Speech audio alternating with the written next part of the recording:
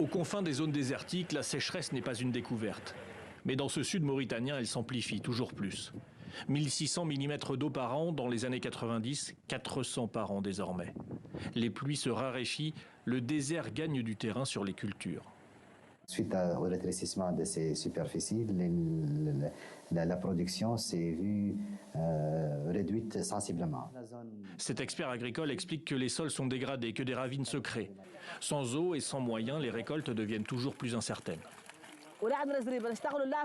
Nous avions un problème avec l'eau d'irrigation. Nous n'avions pas de clôture contre les animaux qui détruisaient notre récolte.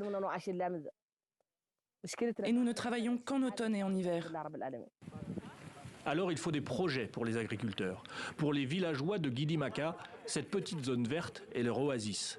Elle a été financée par le Fonds international de développement agricole des Nations Unies.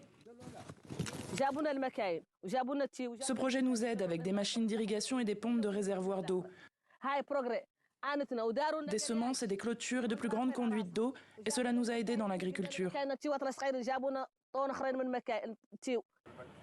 Une petite parcelle, mais qui permet de produire efficacement. Le matériel est neuf et constitue désormais une richesse vitale pour ses habitants.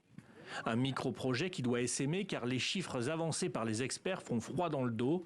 Près de 10% de la population mondiale pourrait être obligée de se déplacer pour trouver de l'eau lors de ces 8 prochaines années.